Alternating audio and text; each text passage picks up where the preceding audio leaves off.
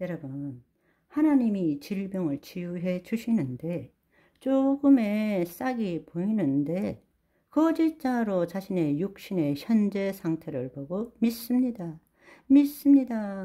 왜 이렇게 되었습니까? 왜 완벽하게 안 되는 것입니까? 이렇게 하는 것이 아니라 그럴수록 우리가 해야 되는 일은 뭔가 하면 거짓자로부터 벗어나서 그리스도 안에서 눈에 보이지 않는 세계의 실상을 붙들어야 되는 것입니다. 싹을 봤다라는 것은 이미 하나님이 역사하기 시작하셨다라는 이야기입니다. 그런데 너무나 많은 사람들이 싹이 올라왔는데도 기뻐할 줄을 몰라요. 내가 완전히 나오면 정말 춤을 출 거야. 그런 사람은 그 정도 나은 것도 얼마 되지 않아 다 사라져 버립니다. 올바른 믿음이 없으니까. 하나님이 역사하시는데도 불구하고 그것이 무엇인지를 모르기 때문에 있는 것조차도 빼앗기는 것입니다. 안타까운 일이죠.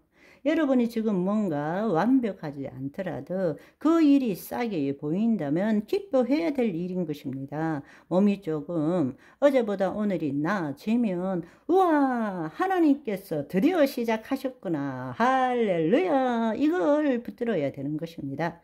실체를 붙들고 주여 50%인데 70% 되게 해주세요, 이렇게 하는 것이 아니라는 이야기입니다. 그럴수록 자기를 부인하고 그리스도 안에 들어가서 눈에 보이지 않는 세계에 있는 실상을 온전하게 이루어진 것을 믿음으로 붙들어야 된다는 이야기입니다. 우리가 어제 그저께 봤던 마태복음 13장 겨자씨의 비유와 마가복음 4장의 씨를 땅에 뿌림의 비유의 결론은 무엇입니까? 예수님께서 하나님 나라 비밀을 알려주시기 위해서 이 땅의 물질과 시간적 과정을 통한 변화를 가지고 비유로 말씀하셨지만, 이 비유라는 것은 이 땅에 속한 내용이 아니라 1청천 보이는 세상, 2청천 보이지 않는 세상, 3청천 하나님 나라 세 차원에 대한 이야기라는 것입니다. 따라서 이 비유를 이해할 때는 지금은 어떻지만 나중에 어떻게 될 것이라는 시간의 관점으로 해석하면 결코 예수님께서 전하시는 하나님 나라를 깨닫고 누릴 수 없다라는 사실입니다. 또한 그 나타난 씨나 뿌림과 이런 것들의 특별한 의미를 두고 이 땅에서 우리가 살아가는데 도움될 만한 교훈이나 바르게 하는 이런 식으로 해석해서는 하나님 나라를 이해할 수가 없다라는 이야기입니다. 그런데 오늘날 하나님 나라 비유를 해석한 것을 보면 안타깝기 그지 없습니다. 성경에 이곳 저곳에서 끼워 맞춰 가지고 자기 방식대로 해석하는 거예요. 있을 수 없는 이야기입니다. 나라가 임하옵시고 뜻이 하늘에서 이룬같이 땅에서 이루어지이다. 여러분, 이 말씀 속에 다 들어있잖아요. 나라가 임하옵시고 우리에게 하나님의 통치가 임하면 뜻이 하늘에서 이루어진 것 같이, 보이지 않는 세계에서 이루어진 것 같이 보이는 세계에서 땅에서 이루어진다는 이야기를 지금 우리에게 전해주고 있지 않습니까? 차원에 대한, 사실은 우리가 이것을 알 수 있는 것이 바로 양자물리학이라는 그 설명을 통해서 하나님의 신성과 능력을 조금이라도 볼 수 있기 때문에 이해가 되는 것입니다. 양자물리학이 발견된 것이 대단한 일일 것 같지만 이미 2000년 전에 예수님이 다 말씀하시고 계시는 거예요. 또 한 가지 중요한 사실은 양자물리학에 있어서 비국소성, non-locality라는 개념이 있습니다. 이것을 설명하자면 우리가 이 비유를 통해서 비국소성의 핵심인 양자 얽힘을 통한 비국소성의 의미가 무엇인지를 알 수 있습니다. 마태복음 13장 33절을 보시면 또 비유로 말씀하시되 천국은 마치 여자가 가루소말 속에 갖다 넣어 전부 부풀게 한 누룩과 같으니라 말씀하십니다. 여자가 만들고자 하는 것이 무엇입니까? 뭘 만들려고 하고 있죠? 빵, 그쵸?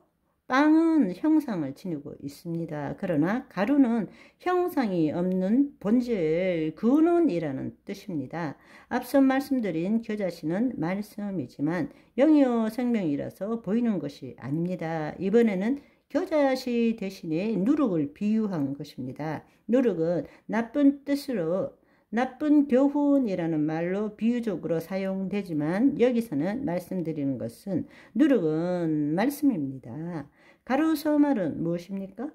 가루소말이라는 것은 바로 초양자장, 이청천 공간과 같은 것입니다. 가루소말이라는 것은 우리의 심중과 연결된 초양자장입니다. 무엇이든지 가능하지만 형상이 없는 상태에, 보이지 않는 상태에 아무것도 없지만 모든 것을 만들 수 있는 가능성의 상태인 것입니다. 그곳에서 빵이라는 실체의 실상을 만드는 것이 무엇입니까?